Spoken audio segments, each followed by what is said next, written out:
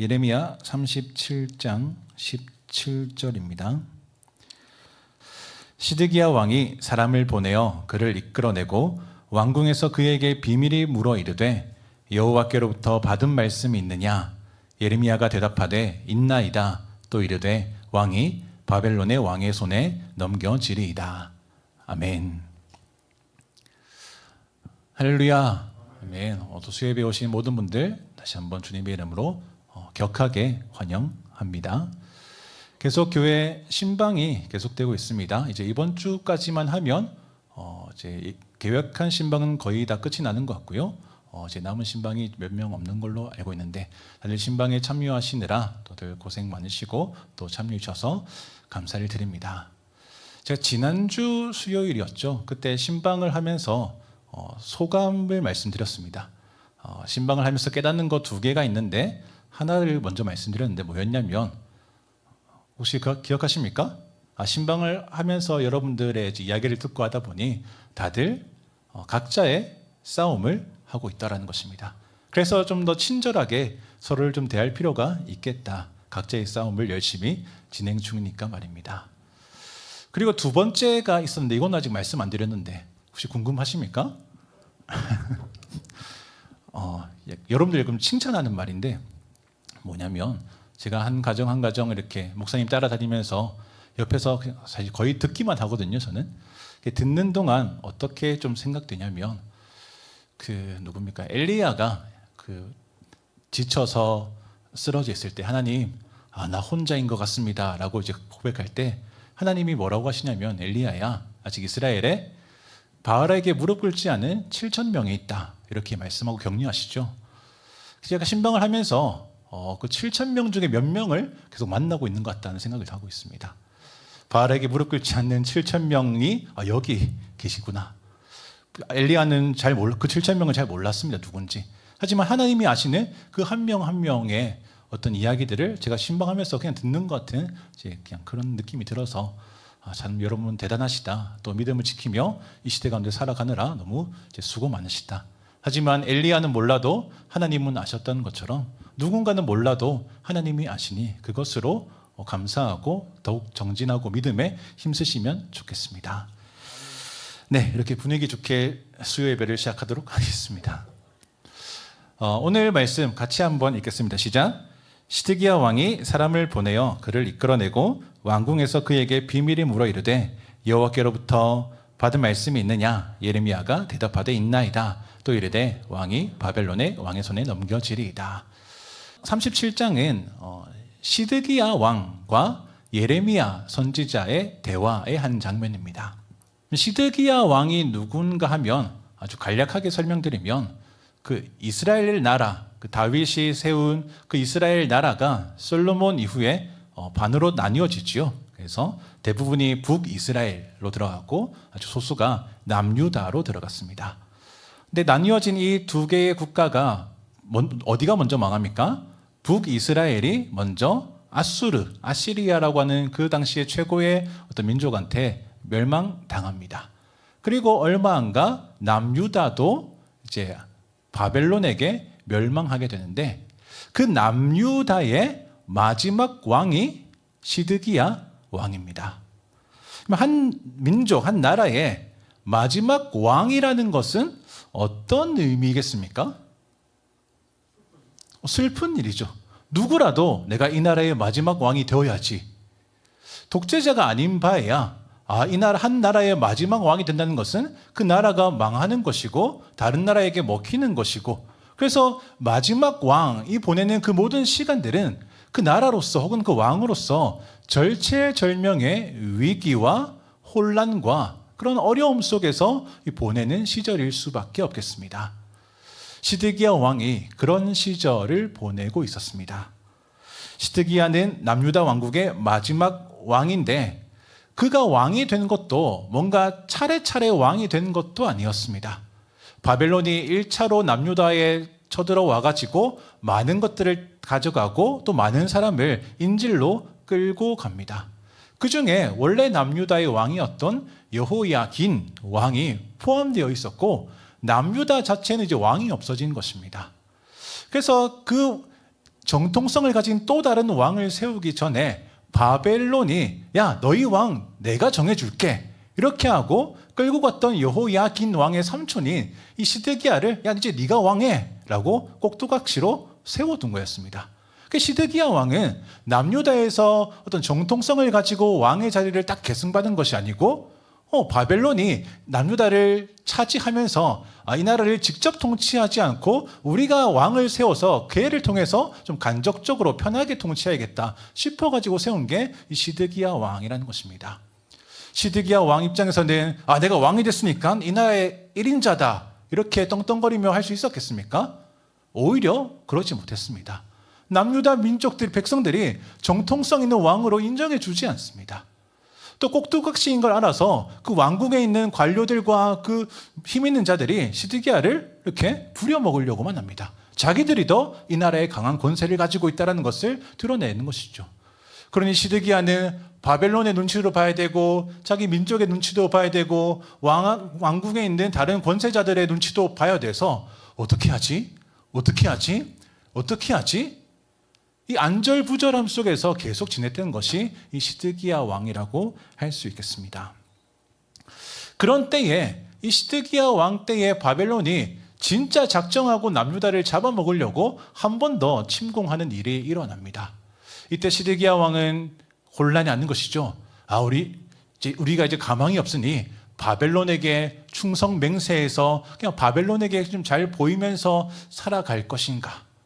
근데 그러는 사이에 그 왕궁의 많은 권세자들은 아니야, 우리가 바벨론으로부터 독립해야지 라고 해가지고 우리 혼자서는 할 수 없으니 저 이집트의 손을 빌어서 그때 한참 이집트랑 바벨론이랑 그 파워 싸움을 하고 있으니까 우리가 이집트에게 좀 손을 벌려가지고 이집트를 등에 얹고 바벨론을 무찌르자 이런 이제 주장들이 그 왕궁 가운데 이만큼 힘을 싣고 있었습니다. 그러니 시드기야 왕 입장에서는 바벨론을 손을 잡아야 될까? 아니면 이집트의 손을 잡아서 바벨론을 쳐야 될까? 아니면 제3의 무언가를 잡아야 될까? 이것을 결정해야만 하는 아주 거대한 위기와 혼란 속에 있었던 것입니다. 바벨론의 손을 잡을 것인가? 이집트의 손을 잡을 것인가? 어떻게 해야 될까? 이것이 이 시드기야 왕 거의 평생의 고민이자 해결되지 않는 문제였다라는 것입니다. 그런 상황 속에서 시드기야 왕이 어떻게 합니까? 사람을 보내서 그를 이끌어냈다라고 합니다. 여기서 그가 누군가 하면 예레미야입니다.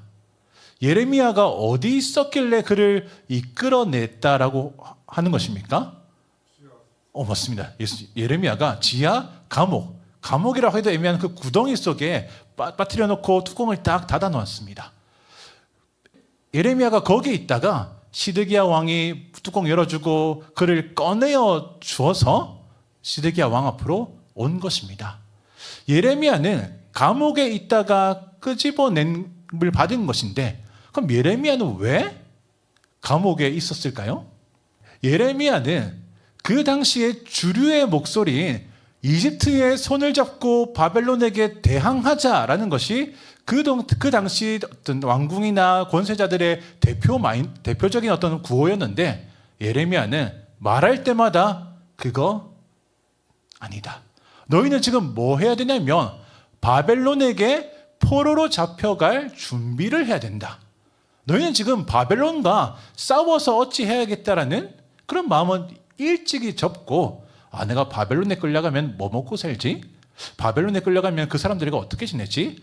바벨론 가서 살아야 되니까 언어 공부도 좀 하고 그 동네 문화도 좀 공부하고 그 동네에서 잘 살기 위해서 잘 지내기 위해서 먼저 준비를 해야지. 이것이 지금 이스라엘이 남유다가 해야 되는 일이다라고 그렇게 예레미야는 이야기했던 것입니다. 그러니 강경하게 이집트와 손잡고 바벨론을 무찌르자라고 하는 이 소리가 왕 힘을 받고 있는데 야, 그거 아니야. 지금 바벨론에 끌려가는 게 하나님 뜻이고 그러니 너희는 끌려갈 준비를 하는 게 더 맞아. 이 얘기는 완전히 반민족적인 어떤 주장인 것이죠.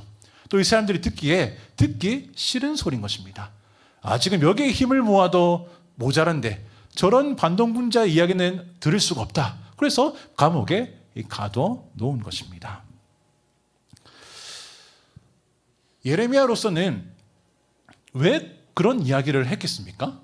예레미야도 지금 시대의 어떤 기류가 이집트에 손잡고 맞서 싸우는 거야? 그래, 내가 거기에 편승해서 같이 한 목소리 내면 나도 대우받고 나도 좋은 어떤 옷을 입고 좋은 음식을 먹고 여기 편이라는 어떤 그 내부자로 들어가서 뭔가 큰 일을 할 수 있었을 텐데, 예레미야는 그런 방향을 절대로 선택하지 않았습니다. 오히려 그 주변 국가들이, 남유다 주변에 있는 나라들이 예루살렘을 모여가지고 우리 연합 전선을 짜서 바벨론과 싸우면 우리는 이길 수 있다, 이렇게 연합회의를 하고 있는 그 자리에 예레미야가 어떻게 합니까?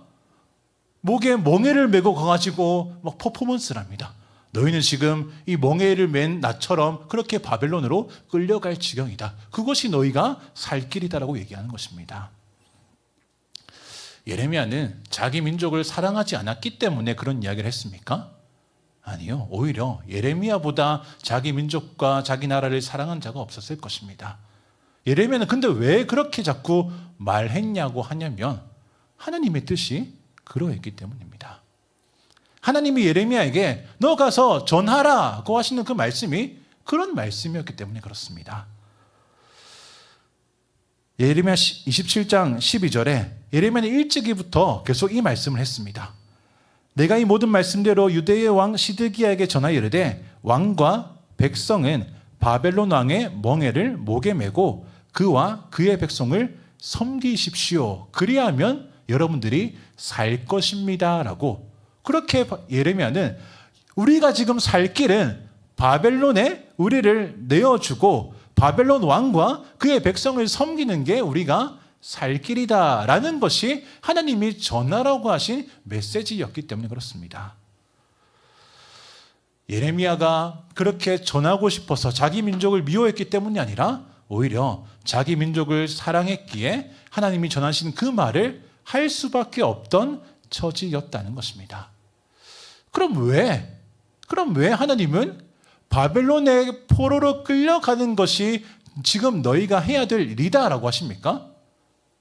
마땅히 내가 너희와 함께 할 테니까 바벨론을 무찌르자라고 하는 게 하나님의 음성이며 얼마나 깔끔하고 더 이해가 잘 되고 얼마나 더 큰 힘을 얻겠습니까? 근데 이번 말씀은 그런 말씀이 아니라는 것입니다. 바벨론에 침공하는 그 가운데 하나님의 뜻은 바벨론 왕을 섬기고 그 나라의 포로로 끌려가는 데 있다라고 하신 이유는 하나님의 그 관점이 시드기야 왕과 우리가 생각하는 일반적인 관점과 조금 다르시기 때문에 그렇습니다. 하나님이 보고 계시는 그 판의 크기와 우리가 보고 있는 이 판의 크기가 완전히 다르다라는 말입니다. 시드기야 왕 입장에서는 내가 내 이 왕위를 잘 보수하기 위해서, 내가 생명을 잘 건지기 위해서 지금 당장 내 눈앞에 있는 이 이슈, 바벨론에 대해서 대항할 것인가 포기할 것인가, 이 이슈 하나에 골똘히 몰두하고 이 이슈가 시드기야 인생의 전부인 것처럼 그렇게 여기고 있었는데, 하나님은 그것보다 더 크게 이스라엘에 대한 무언가를 보고 계셨다라는 것입니다. 우리는 시드기야와 비슷하게 순간순간만을 바라보며 살아갑니다. 지금 이 순간 나에게 필요한 게 무엇인가? 아니면 당장 내 눈앞에 떨어진 이 이슈를 어떻게 해결할 것인가? 그래서 우리의 기도의 대부분은 당장 이 순간에 대한 기도, 혹은 당장 내 앞에 있는 한 이슈를 놓고 기도하는 것이 우리의 기도의 대부분을 보통 차지할 것입니다. 물론 하나님 우리의 그 이슈와 문제에 대해서 답을 해주시지만은, 근데 때로는 하나님께서 그 문제뿐만 아니라 그 문제를 포함해서 우리 인생 전체를 보신 다음에 말씀해 주시는 것이 있다는 것입니다. 지금 이스라엘이 바벨론에게 패망하여서 포로로 갈 것은 단순히 그 당시에 주된 나라가 바벨론, 그들의 힘이 너무 커서, 바벨론의 힘이 너무 큰 나머지 남유다가 잡아먹힌 일이 아니라, 하나님이 말씀하시는 것은 지금 바벨론의 힘이 너무 커서 너희가 망하는 것이 아니고 너희가 그 남유다의 모든 시절 동안 하나님께 등 돌리고 우상 숭배하고 돌아오라 하는 그 모든 말씀을 거절하고 회개하지 않고 죄에 빠진 결과로 하나님이 바벨론을 통해 너희를 심판하는 것이다 라는 것이 하나님이 이스라엘 민족 가운데 커다랗게 보고 계시는 관점이었다는 것입니다. 물론 하나의 순간적인 관점에서는 이 이스라엘이 승승장구하고 솔로몬의 영광을 찾는 일이 더 중요해 보입니다만은 하나님이 이스라엘 민족의 그 거대한 흐름과 판을 보실 때 지금 너희는 바벨론에게 포로로 잡혀가는 것이 너희가 살 길이다라고 말씀하시는 것입니다. 왜 그렇냐면 하나님께서 바벨론에게 포로로 잡혀가시는 그 나라로서는 망해버리는 일이 이스라엘에게서는 회복으로 넘어가는 길이기 때문에 그렇습니다. 하나님은 우리를 보실 때 혹은 한 민족을 보실 때 한 나라를 보실 때 한 교회를 보실 때 언제까지나 흥하고 언제까지나 승승장구하고 잘 되는 것만 복을 받는 것만 하나님의 역사라고 말씀하지 않으십니다. 내 말씀을 너희가 듣고 순종하면 복을 얻겠고 내 말씀을 순종하지 않고 떠나면 너희가 저주를 받을 것이다. 이 말은 복도 하나님의 역사고 저주도 하나님의 역사일 뿐이라는 것입니다. 하나님의 은혜는 우리를 풍성케 하시는 은혜가 있는가 하면 때로는 우리를 메마르게 하시는 은혜도 있는 것입니다. 성령의 역사는 우리를 풍성케 하시는 성령의 역사가 있는가 하면 때로는 우리를 메마르게 하는 성령의 역사도 있는데 우리를 메마르게 하는 이유와 목적은 뭐냐면 풍성케 하시기 위함이라는 것입니다. 우리가 바라는 풍성함, 우리가 말하는 승승장구와는 조금 다른 것입니다. 하나님 때로는 우리를 메마르게 하시고 황폐하게 하시고 우리의 마음에 쌓여진 모든 것들을 무너뜨리실 때가 있습니다. 언제입니까? 우리가 주님 앞에 담을 쌓고 내 목이 고다지기 시작하고 하나님을 등지고 살아가는 그 모든 인생이 쌓이기 시작할 때 하나님 그것을 다 허물어뜨리겠다라는 것입니다. 왜 그렇습니까? 다시 우리가 겸손한 마음으로 주님께 돌아갈 수 있게 하기 위함이라는 것입니다. 우리 입장에서는 아니 내가 여태껏 잘 쌓아놓은 것 왜 이렇게 무너뜨리십니까? 또 무너뜨리는 과정이 너무 아프니까 하나님 나를 버렸습니까? 라고 말할 수 있지만 그때 그것이 무너지는 것이 이스라엘이 살 길이고 오늘 우리가 살 길이라는 것입니다.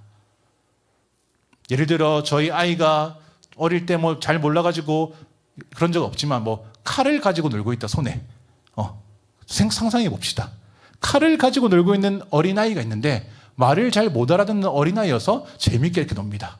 그때 해야 될 일이 무엇입니까? 칼을 뺏는 것이죠. 근데 줍니까? 안 주죠. 이렇게. 그럼 그때 우리는 최후의 방법으로 그 손을 딱 때려서라도 아야 그 칼을 놓치게 하는 것이 그를 위한 일입니다. 근데 그 아이는 그 큰 판을 못 보고 아야 아프다. 왜 나를 아프게만 합니까? 라고 말하는 것이 순간과 이슈를 바라보고 있는 우리의 연약함이라면 하나님은 그 칼을 결국 때려서라도 놓게 하는 것이 우리를 살리는 길인 것을 보고 계시는 것입니다. 이스라엘이 왜 망하는가 하면 그러는 것입니다. 하나님이 그 칼을 놓게 하려고 딱 때리는 것이 바벨론 포로로 돌아가게 하는 일이라는 것입니다. 어린아이와 같아서 아야 왜 때립니까? 하나님 나를 버렸습니까? 날 사랑하지 않으십니까? 라고 반문하지만 하나님은 그렇지 않다라고 말씀하시는 것입니다. 예레미야 29장 10절과 11절이 그 말씀을 하는 것입니다. 여호와께서 이와 같이 말씀하시니라 바벨론에서 70년이 차면 포로로 너희에 끌려가서 70년이 채워질 것인데 그 70년이 지나면 너희를 이곳 예루살렘으로 다시 돌아오게 할 것이다. 11절에 지금 내가 너희를 망하게 하고 바벨론 포로로 끌려가는 것은 너희에게 평안을 주는 일이지 재앙이 아니라는 것을 말씀하시는 것입니다. 너희에게 미래와 희망을 주는 것이다. 너희의 미래에 희망이 있으려면 지금 너희가 쌓은 모든 것들을 다 무너뜨리고 바벨론에 포로로 끌려가는 것이 너희에게 희망과 미래다라고 말씀하시는 것입니다. 하나님은 순간이 아니라 전체를 보십니다. 그래서 때로는 그것이 우리에게 아픔이 될 수 있고 하나님을 이해하지 못하는 처사가 될 수도 있습니다. 아야, 내 손만 아픈 것만 내 중요한 이슈로 보고 있는 것입니다. 내가 무엇을 쥐고 있었는지 전혀 알지도 못한 채 말입니다. 우리가 하나님 앞에 등 돌리고 목을 딱 굳게 하고 하나님과 무관하게 살아가는 우리 인생 가운데 쌓아 올리는 그것들이 높으면 높을수록 하나님을 더욱더 찾지 않게 된다는 것입니다. 때로는 우리를 살리시려 그 모든 것들을 무너뜨리는 때가 있는데 그것이 우리에게 평안이요 미래와 희망을 주는 것임을 알 수 있는 눈이 있으시기를 소망합니다. 이스라엘에겐 나라가 망한 것이 하나님이 자신을 버렸다라고 생각했지만 하지만 하나님은 그들을 진정 다시 살리시기 위해서 그들을 처음 자리로 돌아오게 하신 것입니다. 남유다가 망한 것은 바벨론의 힘이 너무 컸기 때문이 아니고 너희 그렇게 하나님을 등 돌리고 살아가면 너희는 망할 것이라고 하신 주님의 말씀이 이루어진 일이다라는 것입니다. 그러니 지금 이때 시드기야 왕이 고민하고 있는 이때 우리가 바벨론에게 투항하며 항복할 것인가? 아니면 이집트의 손을 잡고 맞서 싸울 것인가? 고민한다면 하나님께서 지금 바벨론의 포로로 잡혀가는 게 너희가 살 길이라고 하시니 잡혀가는 것이 주님의 뜻에 순종하는 일이 된다는 것입니다.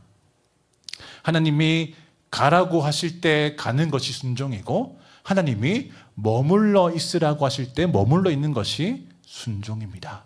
이스라엘은 좀 대부분 그것을 반대로 했습니다.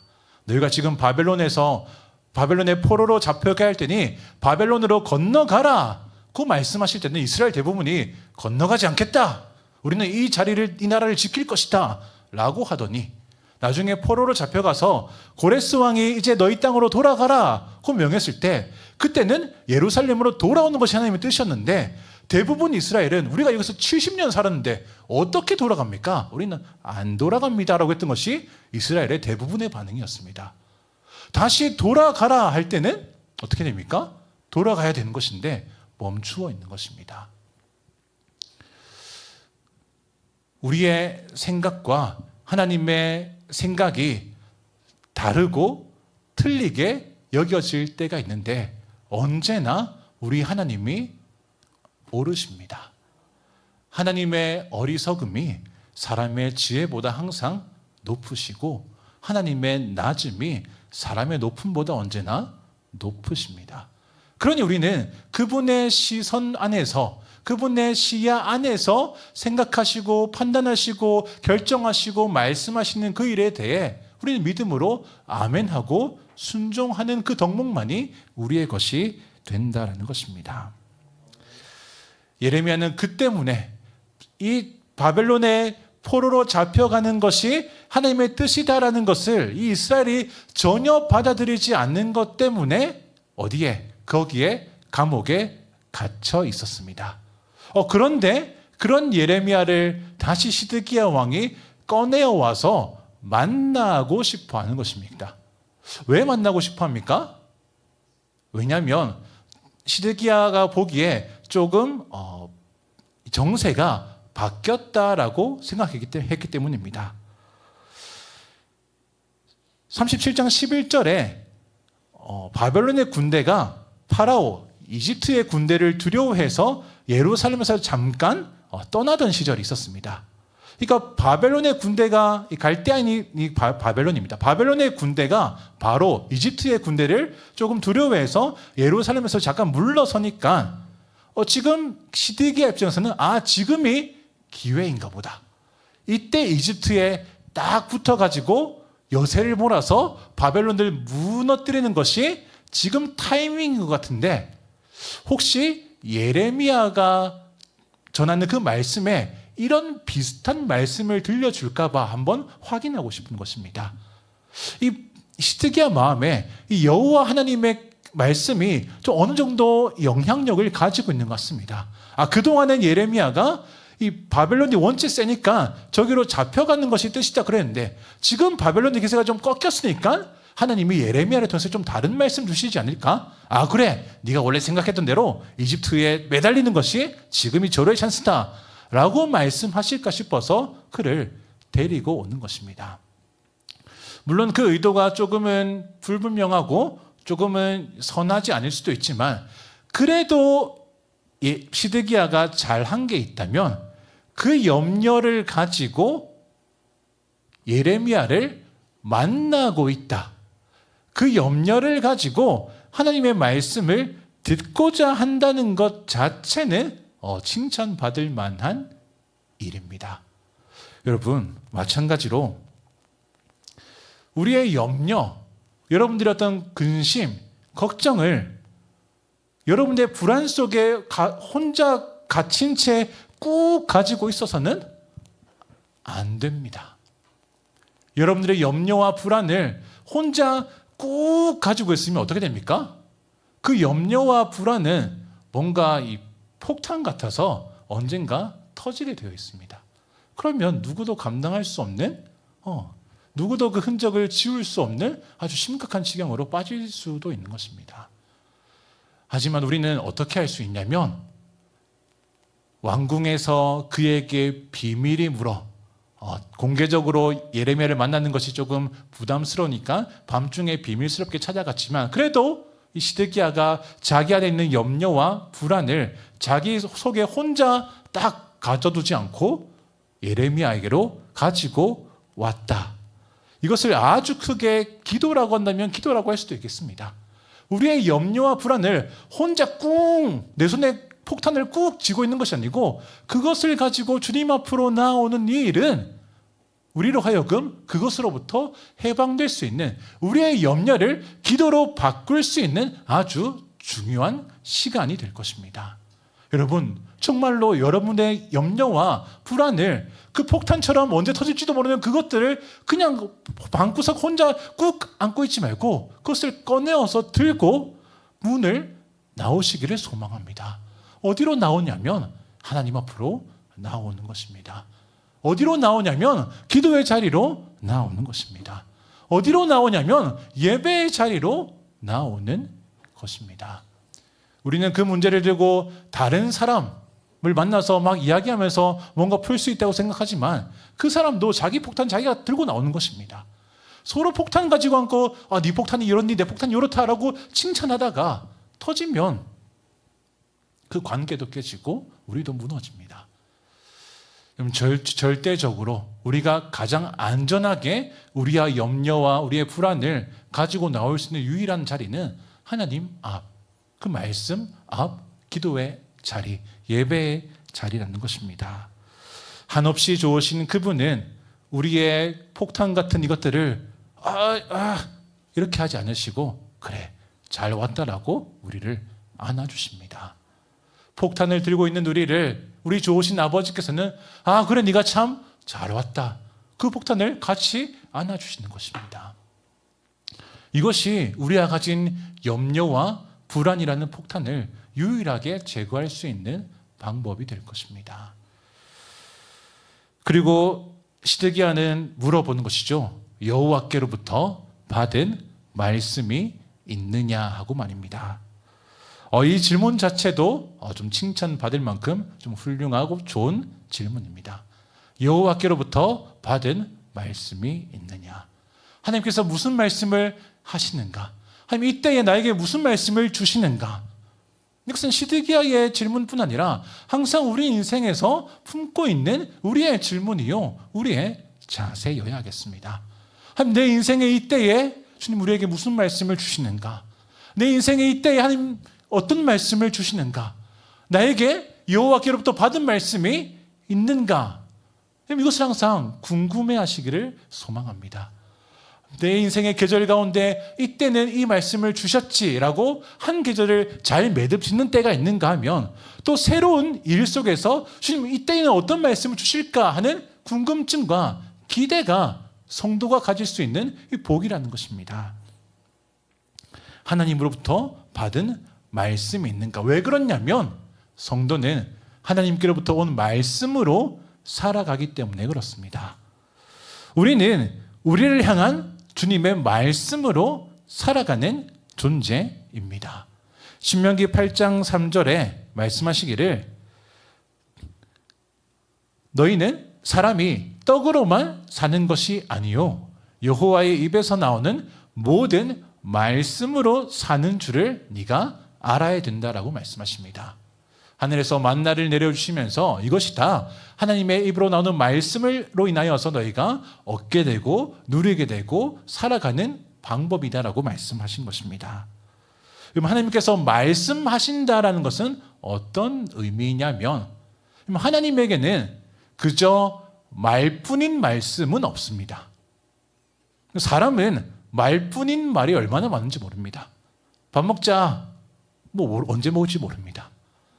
사람은 말뿐인 말을 참 남발하는 존재이기도 하고 때로는 진심으로 어떤 말을 했다 하더라도 나중에 되면 그 말을 지킬 능력도 없는 것을 보게 됩니다.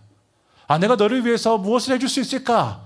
곰곰이 생각해 봤는데 해줄 수 있는 것이 마땅히 있지 않고 또 우리는 심지어 그 사람의 이야기를 끝까지 들어줄 사랑조차도 없는 사람들입니다. 우리가 다른 사람의 관계에서 이 사람을 사랑하기 위해서 애쓰고 수고하면 수고할수록 우리가 경험하는 것은 내게 사랑이 없구나라는 것이고 이 사랑 없는 나를 통해서 더 스스로 절망감 혹은 비참함을 느끼는 것도 우리 인생이라고 할 수 있겠습니다. 그런 우리의 연약함은 필연적으로 말뿐인 말을 많이 양산해내는데 하나님은 우리 인생이 사람이 아니셔서 말뿐인 말은 없다는 것입니다. 하나님이 말씀하셨다 이것은 하나님의 의지와 하나님의 방향이 거기에 있다는 것이고 하나님이 말씀하셨다는 것은 그렇게 하실 힘과 능력이 있다는 것이고 하나님께서 말씀하셨다는 것은 이미 그 일을 시작했다라는 말씀입니다. 하나님은 천지를 말씀으로 만드셨는데 말씀으로 만드셨으니까 엄청난 수고와 큰 힘과 공을 들이셨겠구나 라고 생각할 수 있지만 하나님이 말씀으로 천지를 창조하셨다고 한들 그분에게는 평범한 일일 것입니다. 어떤 수고도 들어간 일이 아니라는 것입니다. 하나님의 권능과 하나님의 전능하심과 그 힘의 크기에 대해서 우리는 사실 아무것도 가늠할 수가 없습니다. 하나님 얼마나 크신 분인지 우리의 지각과 자각 안에서만 그 정도의 크기를 가늠하는 것이지 하나님 실제로 얼마나 크신 분인지 우리는 알 수 없는 것입니다. 말씀으로 천지를 지었다는 것이 무슨 의미인지도 사실 우리는 다 알지 못합니다. 또 그것은 하나님의 입장에서는 특별한 수고도 아니었을 것입니다. 그분은 이 땅을 지으시기로 작정하셨고 또 그렇게 하실 능력이 있으시고 이미 그 일을 시작하셨습니다.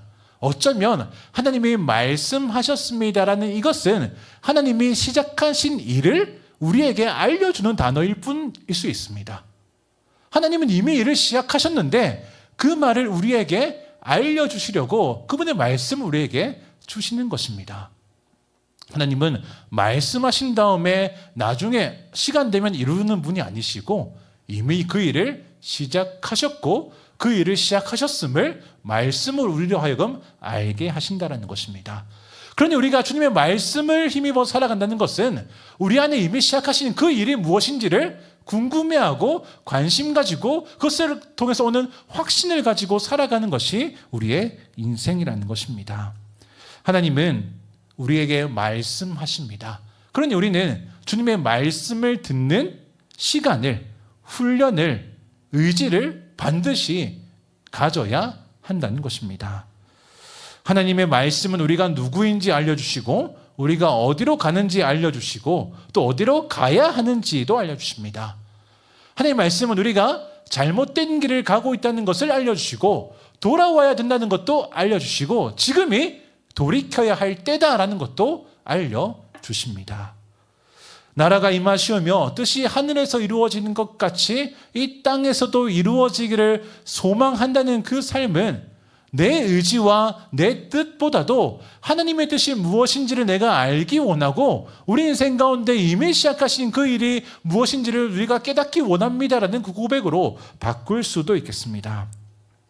믿음으로 살아가는 인생은 주님의 말씀으로 살아가는 인생인데 그 말은 이미 주님께서 주도하시고 시작하신 일에 우리가 참여하고 우리의 삶에서 일어나는 모든 각 사건이 그 주님의 커다란 그 시간과 계획 속에서 어떤 의미를 가지는 것인지, 우리의 삶 전체를 돌아보시는 주님에게 이 일이 어떤 방향인지를 알게끔 하는 것이 주님의 말씀으로 살아가는 삶이라는 것입니다. 성경에서 나오는 모든 인물들이 다 그렇게 강렬하게 주님의 말씀을 붙들고 살아갑니다. 그들의 삶 구석구석에서 만나는 그 모든 순간순간의 일들이 하나님의 말씀으로 채워져 가는 것을 보는 것입니다. 순간순간의 사건이 말씀으로 채워져 간다는 것은 순간순간의 사건들이 하나님께서 주도하시는 일과 계획하신 일과 행하시는 그 일들로 채워지는 것을 본다라는 의미입니다. 또 거기에 우리의 삶을 동참하는 것, 그것이 말씀으로 살아가는 성도의 삶이라고 할 수 있겠습니다. 예레미야는 계속해서 그 하나님의 말씀을 시드기야에게 전해줍니다. 이 37장 17절에서 시드기야는 혹시나 지금 이집트랑 손잡는 것이 주님의 뜻인가? 라고 싶어서 다시 물어봤지만 예레미야의 반응은 또 답은 달라지지 않았습니다. 왕이 바벨론의 왕의 손에 넘겨질 것입니다. 지금 주춤해 보이는 것 같아도 하나님이 정하신 뜻은 이미 시작되었으니 지금 우리는 바벨론으로 포로로 잡혀가는 것이 하나님 뜻에 순종하는 것이고, 우리가 주님으로부터 멀어진 우리의 삶을 돌이키는 것이 하나님께서 원하시는 일입니다라고 그렇게 다시 말씀하는 것입니다. 하나님의 말씀은 우리로 하여금 그 말씀에 순종하는 것까지를 포함하는 것입니다. 주님의 말씀을 듣는다라는 것은 그 말씀을 듣고 즐거워한다를 넘어서 그 들은 말씀을 따라 순종한다는 것이 포함되어진 일인데, 시드기야가 어떻게 했을까요?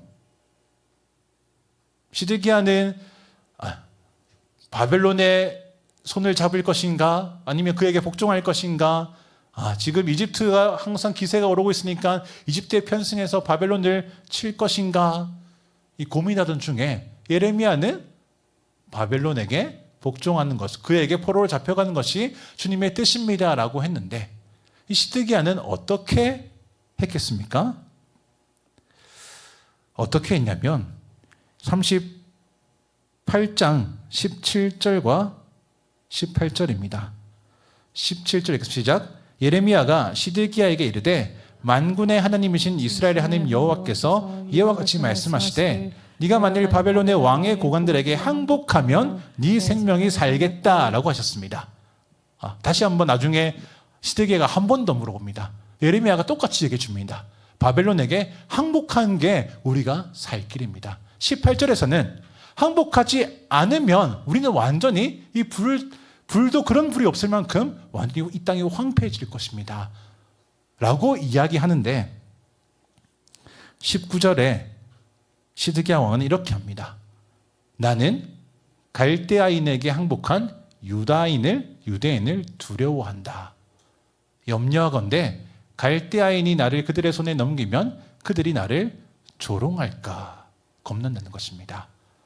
갈대인에게 항복한 유다인은 이미 끌려간 포로들 말하는 것인데, 내가 바벨론에게 항복하고 그 땅으로 건너가면 이미 거기에 있는 우리의 민족의 어떤 그때 이미 끌려간 사람들도 왕궁에서 높은 자리 사람들만 다 끌려갔기 때문에 그들이 역시 꼭두각시로 세워지더니 역시 힘은 아무것도 없었구나, 조롱하고 그렇게 모멸감을 받는 것을 시드기야 왕이 두려워한다라고 고백합니다. 그래서 시드기야 왕은 이후에 뭐하냐면 아무것도 안 합니다. 아무것도 선택하지 않습니다. 아무것도 선택하지 않은 게 그냥 그걸로 끝이 나는 것이 아니고, 하나님은 바벨론에게 복종하고 그를 섬기러 포로로 잡혀가는 것이 주님의 뜻이었는데, 그것을 하지 않고 가만히 있다는 것은 하나님 뜻에 순종하지 않았다는 것입니다. 순종하지 않은 이유는 뭐였습니까? 사람을 더 두려워했다라는 자기 고백을 하는 것입니다.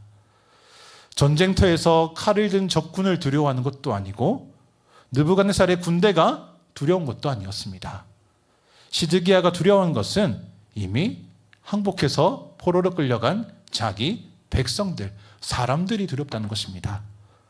저 사람들이 항복한 나를 비웃을까 봐, 저 사람들이 항복한 나를 조롱하는 눈빛으로 쳐다볼까 봐, 그것이 두려워서 하나님의 말씀 앞에 무릎을 꿇지 못했다는 것입니다.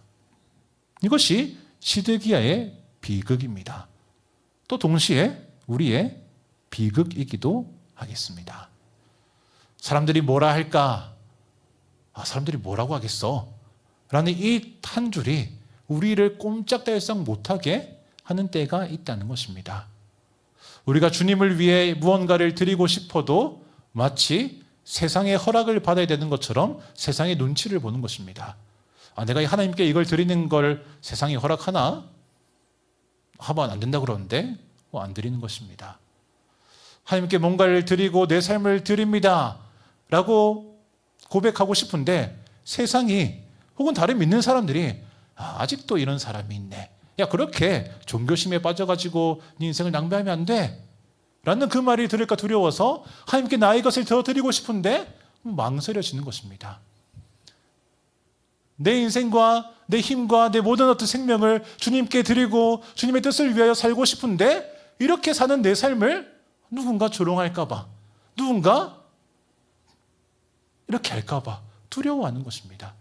저 사람의 허락이 있어야 내가 주님 앞에 무언가를 드릴 수 있는 것처럼 저 사람들을 두려워하기 시작하는 것. 시드기야의 비극이고 우리의 비극이 될 수 있겠습니다. 우리는 하나님의 뜻을 알면서도 다른 사람의 시선과 다른 사람의 판단과 또 세상의 어떤 흐름과 시조에 거기에 반대로 가는 것을 또 두려워하기도 한다는 것입니다. 시드기야는 그 두려움 때문에 더 큰 두려움으로 걸어가는 길을 선택해버리고 마는 것입니다. 시드기야에게 말씀이 부족했습니까? 아니요, 그렇지 않습니다. 시드기야가 이 말씀 처음 들었습니까? 아니요, 몇 번이나 들었습니다. 시드기야만 들었습니까? 그 모든 앞전에 있던 왕들이 다 똑같은 말씀을 들었습니다. 너 이대로 가면은 하나님과 멀어지는 길이고, 이대로 계속 가는 것은 하나님과 점점 높은 담을 쌓는 것이고, 이대로 가는 길은 멸망을 자초하는 길이다라고 수많은 예언자들이 그렇게 남유다령에서 목이 터져라 외쳤습니다. 말씀이 부족한 게 아니었고, 말씀 전하는 자가 부족한 게 아니었고, 심지어 이들이 그 말씀을 모르는 것도 아니었습니다. 하지만 그들은 그 말씀을 떠나는 것보다 다른 것을 더 크게 두려워했고, 혹은 더욱 사랑했고, 그 길로 가기로 작정하는 것입니다. 결국 그들이 멸망했는데 그것은 하나님의 심판이기도 하면서 또 그들의 회복이 시작되는 자리이기도 한 것입니다. 사람이 무서워서 결국 행동하지 않았던 이 시드기야는 아주 비참한 최후를 맞이하게 됩니다. 남유다의 어떤 왕들도 그렇게까지 비참한 최후를 맞이하지 않았는데 이 시드기야는 두 눈이 뽑혀서 포로지로 끌려가는 그 비참한 최후를 맞이하는 것을 그가 경험합니다. 물론 시드기야 상황에서 여러분, 우리가 남 일이니까 조금 쉽게 말할 수 있겠지만 우리 입장에서 쉽지 않을 수도 있겠습니다. 지금 포로지로 끌려가는 게 하나님의 뜻이라고 잘 이해되지 않을 수 있다는 것입니다. 내 손을 딱 맞았는데 맞은 게 너무 아파서 칼을 들고 있다는 것조차 모르니 우리는 다른 것을 생각할 수 없는 그런 처지가 될 수 있다는 것입니다. 시드기야는 사람들의 시선을 두려워했고 그래서 몰래 예레미야를 불러서 말씀을 들었습니다. 또 그 결론은 하나님의 말씀을 회피한 것이었습니다. 여러분, 성경을 뛰어넘어서 누가복음 1장 38절을 보면 비슷한 처지에 있는 한 인물이 나옵니다. 누구냐면 마리아입니다. 마리아가 천사에게 어떤 이야기를 듣습니까? 네가 잉태할 것이고 아이를 낳을 것인데 그가 예수다라는 것입니다. 난 남자를 알지 못하니 어떻게 그런 일이 있겠습니까? 마리아에게 받아들일 수 없는 일이었을 것입니다. 시드기야와 마찬가지로 이해할 수도 없는 일이었습니다. 또 이 말씀을 내가 받아들이면 시드기야는 자기의 어떤 왕권을 다 잃어버린 것처럼 이 마리아도 그 동네로부터 따돌림을 당하고 심지어 잘못 가면 돌에 맞아 죽을 수도 있는 그런 일이었습니다. 약혼한 자를 내버려두고 혼자 임신을 하고 오다니 이것은 그냥 내버려둘 수 없다. 그런데 마리아는 결국 어떻게 얘기합니까? 주의 여종이오니 말씀대로 내게 이루어지리이다 라고 자기를 그 말씀에 내어드립니다. 시드기야는 그 말씀을 들었지만 다른 사람들이 나를 어떻게 대할까? 내가 무엇을 잃어버릴까에 너무너무 골두하고 그것을 더 사랑한 나머지 그 말씀이 이루어지는 것을 외면해 버렸는데, 상황은 다르지만 비슷한 처지였던 마리아도 말씀이 내게 임했을 때 그 말씀이 다 이해할 수 없고 뭔가 따라가기 버겁지만, 또 내가 이 말씀을 취하면 다른 사람들로부터, 동네로부터, 내 사랑하는 사람부터 버림받고 내가 잃어버릴 것들이 참 많지만, 근데 하나님께서 말씀하시니 말씀대로 내게 이루어질 것입니다 라고 그렇게 고백합니다. 이 한 여자아이의 순종으로 말미암아 주님 오실 길이 예비되어지고 주님의 뜻이 이루어지기 시작하는 장면입니다. 두렵지만, 이해되지 않지만, 하지만 말씀대로 내게 이루어질 것입니다. 이것이 우리의 고백이 되어야겠습니다. 여러분, 시드기야의 고백 중에서는 다른 거 다 따라하지 마시고 여호와께 받은 말씀이 있느냐 그것만 딱 따라하시고, 그 다음에 행동은 시드기야를 따라하지 마시고 마리아처럼 말씀대로 내게 이루어지리이다 라고 고백하시기를 소망합니다.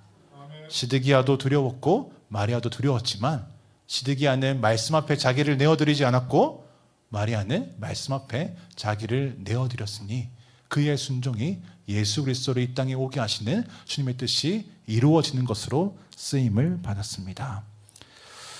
오늘 우리의 입술에 이 마리아의 고백이 동일하게 흐르기를 소망합니다. 여러분, 하나님께로부터 받은 말씀이 있으십니까? 또 혹은 하나님, 내 이 때에, 내 이 상황에, 내 이 문제와 이슈 속에서 주님 어떤 말씀을 내게 주십니까? 라고 기도하십니까? 주님 말씀하시거든 예 주님 말씀대로 내게 이루어질 것입니다 라고 그렇게 고백하는 믿음이시기를 소망합니다. 정리하겠습니다. 시드기야는 말씀을 몰랐던 것도 아니고 순종할 기회가 없었던 것도 아니었습니다. 하지만 그는 말씀에 순종하는 것보다 다른 것들에 너무 마음을 많이 빼앗겨 있었고, 또 그것에 더 큰 두려움과 또 그것을 더욱 사랑한 나머지 말씀에 자기를 내어드리지 못했습니다. 하지만 우리는 그 잘못된 예를 따라가지 않고 우리에게 주어진 한 어린 아이의 작은 소녀의 고백을 따라서 주의 말씀이 내게 이루어지리이다. 나는 주의 종이오니 주님 내게서 주님의 뜻을 이루어 주십시오라고 말씀 앞에 우리를 내어드려 그 말씀으로 살아가는 믿음이 있으시기를 소망드립니다. 기도하겠습니다.